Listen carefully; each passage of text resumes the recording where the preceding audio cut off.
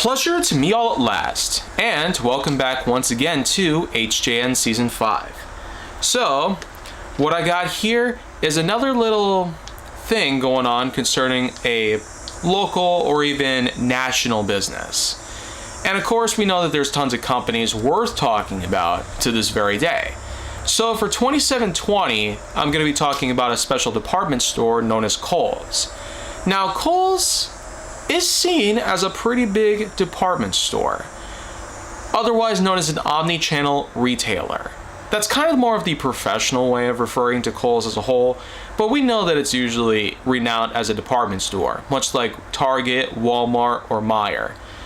Either way though, Kohl's is seen as something that's a little more on the premium side, with such brands out there like Levi's, Simply Vera, Vera Wang, and many other brands that are commonly used as the more semi-premium or premium level things. They might not exactly be anything like the super expensive brands, Balenciaga, Gucci, Louis Vuitton, Lululemon, etc. But Kohl's still does almost give those companies a run for their money. Because after all, has anyone ever walked up to a Kohl's and found out how crazy expensive some of their clothes are right now? Just think, almost every year before school, I would go to Kohl's to get some brand new jeans, as they would be essential during the winter months. However, the price tags for most Kohl's related jeans that they would sell, commonly coming from known brands like Levi's, Dickies, etc., the pants alone would cost $70. That's insane. I mean, when you think about it, these same brands can also be found in such other places like Walmart and Meijer, and you find them for like half the price. Why exactly would Kohl's sell them to you for like twice the price? Well, some people might argue that it's because of certain things going on with the economy, but other people might also suggest that Kohl's has been facing some challenges, including financial troubles. And I feel like that's one big thing that some people might not get here. Obviously, stores that are not exactly on the fences of being in good business are going to be struggling. And sometimes they have to pull off certain questionable, flat out explicit moves, per se, just so they can keep on going. Remember, there's supply, demand, and equilibrium in the faces of economics. The basic way to settle this out is by establishing an equilibrium that allows for equivalent levels of supply and demand. Because Levi and Dickies jeans, for instance, amongst many other clothes that I've seen at Kohl's, can also be found in many other retailers all across the country, it's kind of hard to expect Kohl's to start just dropping their prices there, but here's the thing. They have had financial troubles. And when that happens, sometimes the supply runs a bit low. Demand might rise up significantly.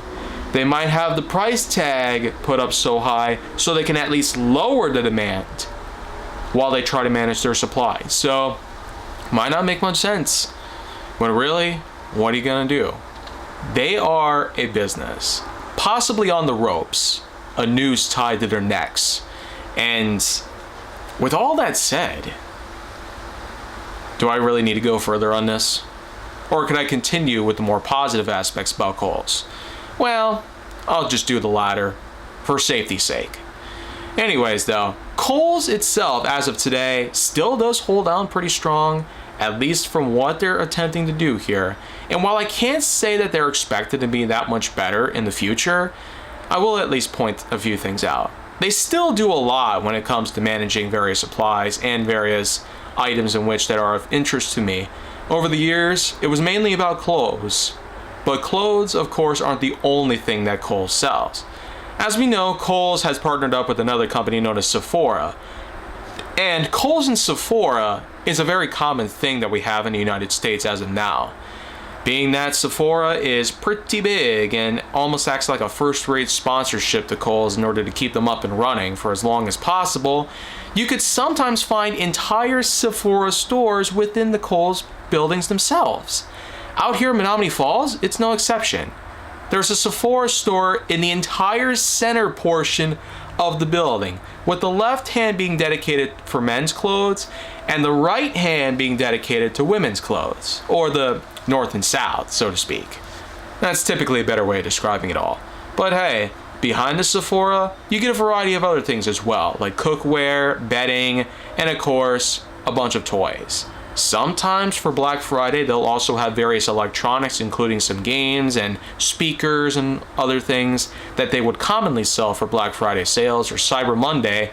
But then, of course, with the Black Friday and Cyber Monday trends typically pointing towards Kohl's, it's a bit confusing to wonder why they would choose Kohl's as the norm on this, when such other things like Target, Walmart, Meijer have way bigger things going on in the electronics department.